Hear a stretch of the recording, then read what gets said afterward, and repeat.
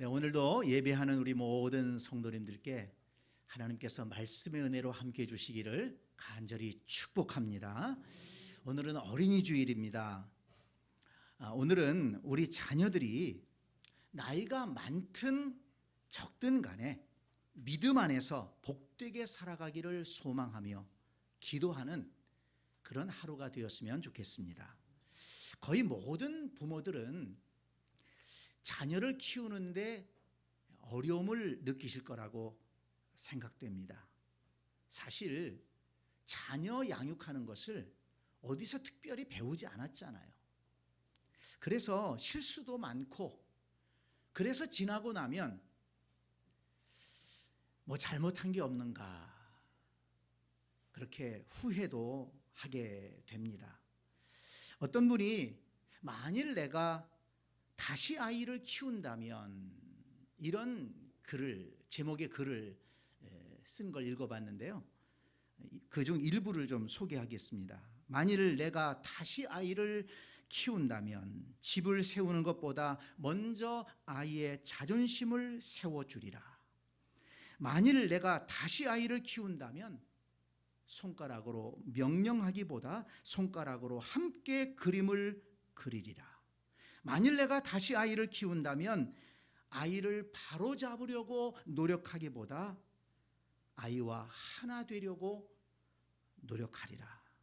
만일 내가 다시 아이를 키운다면 들판을 더 많이 뛰어다니고 별들을 더 오래 보게 하리라. 그렇습니다. 모든 부모들은 만일 내가 다시 아이를 키우게 된다면 더 잘할 수 있을 거리라고 생각할 것입니다. 그러나 여러분, 아직 늦지 않았습니다. 아직 성장기에 있는 자녀를 둔 부모라면 더 다행입니다만, 장년이 되었다고 할지라도, 이미 다 성장했다고 할지라도, 결혼해서 따로 산다고 할지라도 우리 부모님들은 마음에 소원을 품고 자녀 손들을 위해서 기도할 수가 있는 것입니다. 나이가 많든 적든 간에 기도로 자녀들의 삶을 도울 수 있다는 것입니다. 부모의 기도를 통해서 자녀들의 앞길을 열어줄 수가 있다는 것입니다. 그러면 여러분, 우리는 자녀들을 위해서 무엇을 기도해야 될까요? 어떤 마음의 소원을 품고 하나님 앞에 나아가야 할까요? 오늘 본문 말씀은 예수님의 어린 시절, 소년 시절에 대해 말씀하고 있습니다. 예수님은 소년 시절에 어떤 모습으로 성장하셨을까요? 오늘 본문을 통해서 예수님의 그 어린 시절의 믿음과 삶을 살펴보고 우리 자녀들도 예수님처럼 성장하고 예수님처럼 살아갔으면 좋겠다. 우리 마음속에 자녀들을 향한 기도 제목을 다시 한번 품게 되시기를 바랍니다. 네. 먼저 오늘 본문을 보면 소년 예수는 하나님 아버지에 대한 분명한 믿음이 있었다는 것을 알 수가 있습니다. 오늘 본문을 보면 예수님께서 12살 때에 요셉과 마리아와 여러 친척들이 함께 유월절을 지키러 예루살렘 성전을 다녀온 것이 기록되어 있습니다. 그런데 유월절 행사를 다 마친 다음에 이제 집으로 돌아가는데 하룻길을 가고 나서 예수님이 함께 계시지 않는다는 사실을 알게 됩니다. 절기를 끝내고 워낙 많은 사람들이 한꺼번에 내려가다 보니까 또 친척들과 또 가족들이 함께 떠들면서 얘기하고 즐겁게 내려가다 보니까 당연히 계신 줄 알았는데 안 계신 겁니다. 깜짝 놀라서 주위를 찾아봤지만 찾을 수가 없습니다. 요셉과 마리아는 그 길로 다시 돌아서 예루살렘으로 올라가면서 소년 예수를 찾았습니다. 내려오는데 하룻길, 올라가는데도 하룻길이에요. 사흘 만에 성전에 가보니까 그 성전 안에서 그 율법을 가르치는 선생님들과 함께 앉아서 듣기도 하고 또 대답도 하면서 거기에 앉아 계신 것입니다. 깜짝 놀랐습니다. 마리아가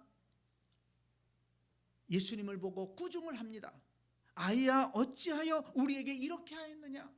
보라, 내 아버지와 내가 근심하여 너를 찾았노라. 책망을 합니다. 그런데 49절을 보니까 예수님께서 이렇게 대답을 하십니다. 예수께서 이르시되 어찌하여 나를 찾으셨나이까? 내가 내 아버지 집에 있어야 될 줄을 알지 못하셨나이까? 성도 여러분, 이 대답의 말씀에서 예수님이 어떤 믿음을 가지고 있는가를 우리는 알 수가 있습니다. 사람들은 예루살렘 성전을 하나님의 집이라고 불렀습니다. 그런데 예수님은 뭐라고 얘기하고 있습니까? 내 아버지 집이라고 얘기하고 있습니다. 그러니까 예수님은 하나님을 내 아버지로 믿고 있었다는 것입니다. 물론 예수님은 육신으로는 아브라함과 다윗의 후손으로 이 땅에 오셨습니다. 마리아의 몸을 통해 이 땅에 오셨습니다. 육신의 부모가 있습니다. 그렇지만 영혼의 아버지는 하나님이십니다. 하나님께서 생명을 주셨고 하나님께서 이 땅에 보내주셨습니다. 예수님은 이러한 믿음을 어릴 때부터 분명하게 가지고 계셨다는 것입니다. 성도 여러분, 여러분들에게 이러한 믿음이 있습니까? 하나님을 내 생명의 아버지시라고 여러분 믿고 있습니까? 여러분들의 자녀들도 그런 믿음을 가지고 있습니까? 여러분, 하나님을 아버지로 믿는 것이 왜 중요합니까? 들어보세요. 하나님 아버지는 유일하신 창조주 하나님이시라고 말씀하기 때문입니다. 에베소서 4장 6절에 보면 하나님도 한 분이시니 곧 만유의 아버지시라. 만유에 계시고 만유를 통일하시고 만유 가운데 계시도다. 하나님은 이 우주 만물 모든 것의 창조주, 모든 것의 아버지가 되신다는 것입니다. 또한 하나님 아버지는 우리의 구원자가 되시기 때문입니다. 시편 89편 26절, 주는 나의 아버지시요 나의 하나님이시요 나의 구원의 바위시라 하리로다. 또한 하나님 아버지는 찬양과 경배의 대상이 되시기 때문입니다. 고린도후서 1장 3절, 찬송하리로다. 그는 우리 주 예수 그리스도의 하나님이시요 자비의 아버지시요 모든 위로의 하나님이시며, 또한 모든 좋은 것이 하나님 아버지께로부터 내려오시기 때문에 우리는 하나님을 아버지로 믿어야 되는 것입니다. 야고보서 1장 17절, 온갖 좋은 은사와 온전한 선물이 다 위로부터 빛들의 아버지께로부터 내려오나니 그랬습니다. 성도 여러분, 하나님 아버지는 유일하신 창조주 하나님이십니다. 우리의 구원자가 되십니다. 찬양을 받으실 주님이십니다. 모든 좋은 것이 하나님 아버지께로부터 내려온다는 것입니다. 그렇기 때문에 우리는 하나님을 우리의 아버지로 믿고 예배하고 경배해야 될 줄로 믿습니다. 어떤 사람들은 신앙은 자유라고 얘기합니다. 자녀일지라도 강요해서는 안 된다고 말합니다. 굉장히 좋은 말로 들리죠. 굉장히 아량이 있고 넓은 마음처럼 그렇게 보이지 않습니까? 그러나 여러분, 아닙니다. 하나님 아버지는 반드시 믿고 섬겨야 할 존재라는 것을 여러분 기억하시기를 바랍니다. 그저 믿어도 되고 안 믿어도 되는 것이 아닙니다. 믿어야만이 우리가 하나님의 은혜를 얻을 수가 있고, 믿어야만이 구원받을 수 있고, 믿어야만이 하늘의 은혜를 받아 살아갈 수가 있는 것입니다. 성도 여러분, 하나님을 아버지로 믿고 예배하는 자에게 하나님께서는 구원의 은혜와 또한 이 땅을 살아가면서 하나님의 보살피심의 은혜를 주신다는 것을 믿으시기를 바랍니다. 그러므로 여러분, 하나님을 아버지로 믿고 섬기는 이 신앙을 여러분들도 마음속에 굳게 붙잡으시기를 바라고, 또한 우리 자녀들에게도 그 믿음이 있도록 여러분 기도하고 말씀을 가르치는 신앙을 전수하는 여러분들이 되시기를 간절히 축복합니다.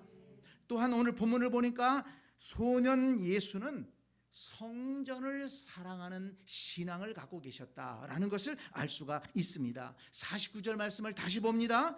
어찌하여 나를 찾으셨나이까? 내가 내 아버지 집에 있어야 될 줄을 알지 못하셨나이까? 이 말씀 속에서 성전을 사랑하는 소년 예수의 마음을 느낄 수 있습니다. 아직 12살밖에 되지 않은 소년이었지만 하나님 아버지 집에 있는 것을 좋아했습니다. 그래서 유월절 절기가 다 끝나고 다른 사람들은 다 내려갔어요. 그런데 예수님은 그 성전에 남아 계셨다는 것입니다. 두 부류의 사람들을 볼 수 있어요. 절기가 마치자마자 집을 향해서 떠나간 사람들입니다. 뭐 그 사람들이라고 다 잘못된 사람들은 아니겠죠. 그렇지만 예수님은 성전에 남아서, 오히려 조용해진 성전에 남아서 그곳에서 선생님들과 말씀을 나누고 있었다는 것입니다. 여러분들은 어떤 성도이십니까?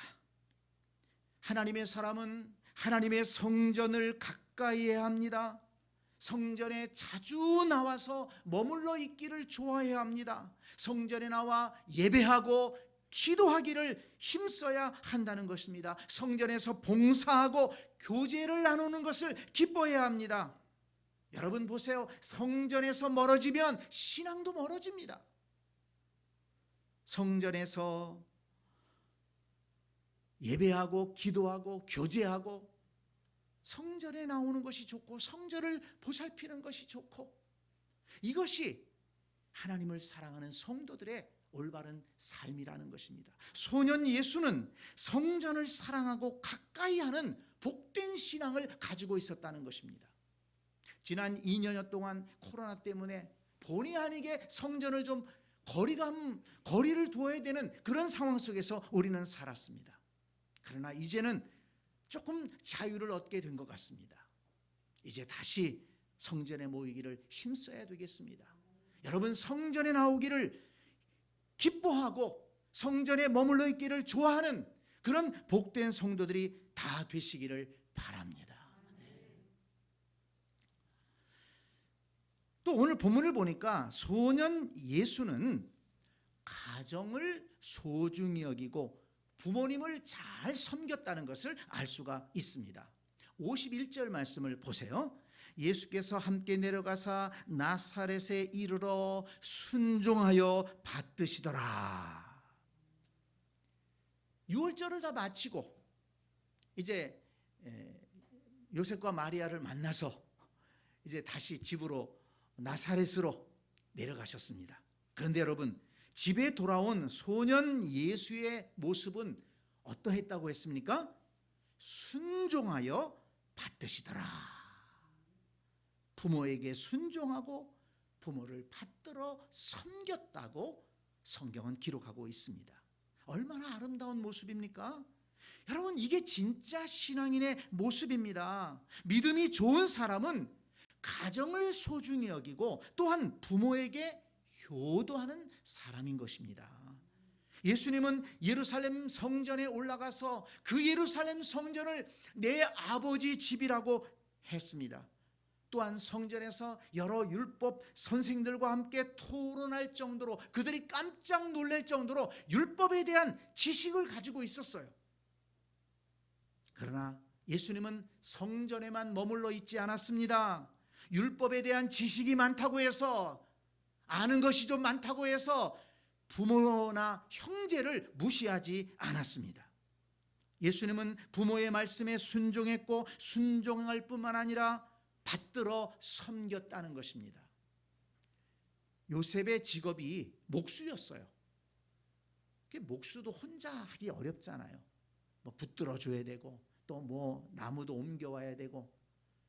예수님이 그 일을 잘 협력하고 육신의 아버지 요셉을 도와서 가정 살림을 꾸려나갔다는 얘기입니다. 또 예수님은 맞입니다. 동생들을 또 잘 돌보았을 것입니다. 여러분, 성전에서 드리는 예배나 기도는 가정생활로 이어져야 된다는 것을 잊지 마시기 바랍니다. 성전에서 받은 은혜는 삶의 현장에서 섬김으로 나타나야 된다는 것입니다. 가정이나 직장에서 함께 살아가는 사람들에게 하나님의 사랑을 나타낼 수 있어야 된다는 것입니다. 하나님을 믿는다고 하면서 가족을 우습게 여기고 좀 안다고 해서 부모님을 무시하고 부모를 섬기지 않는 사람은 하나님을 제대로 믿는 사람이라고 할 수가 없는 것입니다. 그래서 요한일서 4장 20절에 보면 누구든지 하나님을 사랑하노라 하고 그 형제를 미워하면 이는 거짓말하는 자니 보는 바 형제를 사랑하지 아니하는 자는 보지 못하는 바 하나님을 사랑할 수 없느니라. 눈에 보이는 부모 형제를 사랑하지 못하는 사람이 눈에 보이지도 않는 하나님을 사랑한다고 하는 것은 그건 거짓말이라는 거예요. 여러분, 우리가 새겨들어야 될 말씀입니다. 우리 새샘교회 성도들과 자녀들 모두가 소년 예수의 이 아름다운 모습을 닮아 가정을 소중히 여기고 부모님에게 순종하며 섬기는 복된 믿음의 사람들이 될 수 있기를 간절히 축복합니다. 여러분 보세요. 예수님은 하나님을 아버지로 믿고 섬겼습니다. 그리고 성전을 사랑했습니다. 그러면서 가정에서는 부모님을 받들어 순종하며 섬겼다고 했습니다. 이런 모습을 보면 소년 예수님은 어떻게 성장하셨는가? 균형 있게 성장하셨다는 것을 알 수가 있습니다. 이것에 대해서 오늘 보면 40절에서 이렇게 말씀하고 있습니다. 아기가 자라며 강하여지고 지혜가 충만하며 하나님의 은혜가 그 위에 있더라. 아이가 자랐는데 강하여졌다는 거예요. 신체적으로 건강했다는 것입니다. 그래서 예수님은 건강하게 성장하셔서 나중에 보세요. 그 넓은 지역을 갈릴리와 유대와 사마리아 지역을 걸어다니면서 모든 사명을 감당하지 않으셨습니까? 또 예수님 마지막에 십자가를 지실 때 얼마나 고난을 받으셨습니까? 채찍에 맞으시고 그 무거운 십자가를 지고 골고다 언덕을 오르시고 십자가에 달려 죽으셨습니다. 그러면서도 예수님은 당당하셨습니다. 그 고난의 사명을 어떻게 감당할 수 있었을까? 육적으로, 신체적으로 건강하셨다는 거예요. 또 아이가 자라며 지혜가 충만했다고 했어요. 이 지혜가 충만하셨기 때문에 어릴 때부터 율법을 잘 공부해서 율법을 다 이해하고 계셨습니다. 그래서 그 12살 때 성전에 올라가서 그 율법 선생들과 함께 토론을 했어요. 그들이 깜짝 놀랐다는 겁니다. 이렇게 어릴 적에 율법 공부를 잘 지혜를 가지고 공부했기 때문에 예수님이 사람들에게 말씀을 전하니까 사람들이 깜짝 놀랐습니다. 서기관과 바리새인 같지 않고 권세 있는 말씀이다. 예수님의 지혜에 감탄을 했습니다. 뿐만 아니라 예수님은 자라면서 하나님의 은혜가 그 위에 있었다고 했어요. 하나님의 은혜가 있었다는 것은 하나님께서 늘 동행하시면서 예수님을 도와주시고 예수님에게 힘을 더해 주셨다는 것입니다. 그래서 예수님은 끝까지 십자가의 사명까지 감당하실 수가 있었던 것입니다. 예수님은 이처럼 육적인 면이나 또는 지적인 면이나 영적인 면에서 균형 있게 성장하셨다는 것입니다. 얼마나 아름답게 성장하셨습니까? 이것에 대해서 52절에서 또 이렇게 소개하고 있죠. 예수는 그 지혜와 그 키가 자라가며 하나님과 사람에게 더욱 사랑스러워 가시더라. 예수님이 이렇게 신체적으로는 건강하게, 또 지적으로 지혜롭게, 영적으로 또 하나님의 은혜를 힘입으면서 살아가니까 하나님과 사람에게 더욱 사랑스러워지더라. 이렇게 아름답게 예수님은 성장하셨다는 것입니다. 성도 여러분, 여러분의 자녀들도 이와 같이 예수님처럼 균형 잡힌 모습으로 성장한다면 얼마나 아름답고 믿음직스럽겠습니까? 그렇게 될 수 있기를 주님의 이름으로 축복합니다. 여러분, 그렇게 될 수 있도록 예수님의 모습을 마음에 담고 기도할 수 있기를 바랍니다. 예수님처럼 건강하고, 예수님처럼 지혜롭고, 예수님처럼 하나님의 은혜가 함께하는, 하나님과 사람들에게 더욱 사랑스러워지는 그런 복된 자녀들이 될 수 있도록 이 말씀을 붙들고 기도하자는 것입니다. 오늘 예배 드리는, 함께 드리는 우리 청소년들이 있다면, 청소년들은, 우리 중고등학생들은 이 말씀을 여러분의 말씀으로 받아서 이 말씀을 붙들고 기도하시기 바랍니다. 어렵게 생각하지 말고 이 말씀을 마음에 담고 그대로 기도하면 됩니다.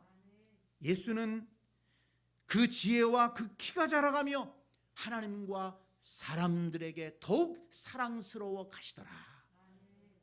주님, 내가 이렇게 되기를 원합니다.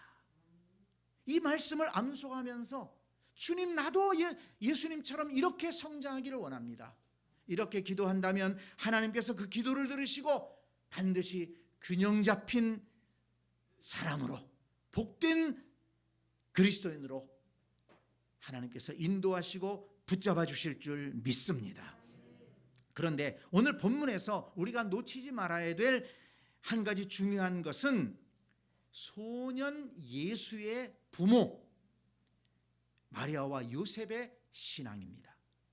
소년 예수를 이렇게 훌륭한 믿음과 좋은 성품의 사람으로 양육한 육신의 부모 요셉과 마리아의 선한 영향력을 우리는 살펴보아야 된다는 것입니다. 41절을 보면 그의 부모가 해마다 6월절이 되면 예루살렘으로 가더니 예수께서 12살 되었을 때에 그들이 이 절기의 관례를 따라 올라갔다가 그랬습니다. 이 말씀을 보면 요셉과 마리아는 해마다 6월절에 예루살렘으로 올라갔다고 했습니다. 해마다라는 표현을 쓴 것을 보면 한 해도 거르지 않고 6월절이 되면 그 절기를 지키기 위해서 예루살렘 성전으로 올라갔다는 것입니다. 그리고 이번에는 12살 된 소년 예수를 데리고, 이 유대인들은 12살이 되면 성년으로 인정을 해줍니다. 그래서 함께 성전에 올라가서 함께 6월절을 지킨 것입니다. 6월절이 어떤 절기입니까? 여러분 아시는 것처럼 이스라엘 백성들이 애굽에서 400년이 넘게 노예 생활하다가 이제 하나님의 은혜로 출애굽을 하게 되는데, 출애굽하는 그날 밤 죽음의 사자가 애굽을 휩쓸 때에 어린 양의 피를 바른 그 유대인의 가정은 넘어갔다는 거예요. 유월했다, 넘어갔다, 패스오버. 그래서 6월절입니다. 죽음의 사자가 넘어가고 유대인들은 살았어요. 그리고 그 다음날 아침 출애굽을 합니다. 그러니 유대인들에게 있어서 이 6월절은 놀라운 절기입니다. 감사의 절기입니다. 그래서 온 백성이 함께 모여서 하나님의 그 구원의 은혜를 기억하면서 예배하고 즐기는 절기가 6월절입니다. 그런데 마리아와 요셉은 한 해도 거르지 않고 예루살렘에 올라가서 그 6월절을 지키며 하나님 앞에 감사의 예배를 드렸고, 또 어린 예수가 이제 12살이 되니까 함께 데리고 올라가서 함께 하나님을 예배하고 찬송하고 감사하는 모습을 보여주면서 신앙을 훈련시켰다는 것입니다. 성도 여러분, 자녀들의 신앙은 부모의 신앙과 뗄 수 없는 긴밀한 관계가 있다는 것을 기억하시기 바랍니다. 그러므로 부모가 자녀들에게 신앙의 모범을 보여주어야 합니다. 하나님을 사랑하고 교회를 사랑하는 모습을 보여주어야 합니다. 예배가 얼마나 소중한 것인가를 보여주어야 합니다. 예배에 성공하는 사람이 이 세상에서도 성공적인 삶을 살 수 있다는 것을 보여주어야 합니다. 하나님은 신령과 진리로 예배하는 자를 찾으시는데 우리가 바로 그런 사람이 되어야 한다고 가르치고 함께 예배에 참석하기를 힘써야 한다는 것입니다. 사실 요즘은 이것이 참 어려워졌어요. 너무나도 이 세상의 문화와 또 이 세상의 가르침들이 불신앙적입니다. 무신론적인 사상이 이 세상에 가득 차 있고 교육 환경에 가득 차 있어요. 여러분, 그렇기 때문에 우리 신앙의 부모들이 더욱 정신을 차리고 우리 자녀들을 위해 기도하면서 경건한 모습을 우리 자녀들에게 보여주어야 된다는 것입니다. 하나님을 믿고 살아가는 삶이 복된 삶이구나. 이것을 어디서 배우겠습니까? 부모의 신앙을 통해, 부모의 삶을 통해 배울 수 있어야 된다는 것입니다. 예배하는 것을 부모를 통해 배우고, 기도하는 것을 부모를 통해 배우고, 성경 읽는 것을 부모를 통해 배우고, 하나님의 말씀대로 바르고 진실하게 살아가는 것을 부모를 통해 배울 수 있어야 된다는 것입니다. 우리 새샘교회 모든 부모님들이 이런 신앙의 모범을 보여주는 복된 부모님들이 될 수 있기를 바랍니다. 그래서 우리 모든 자녀들이 부모의 신앙을 본받아 또 부모님과 함께 하나님 앞으로 나아가서 하나님을 잘 믿고 섬길 수 있다면 얼마나 좋겠습니까? 말씀을 정리합니다. 오늘 소년 예수의 믿음과 삶에 대해 살펴보았습니다.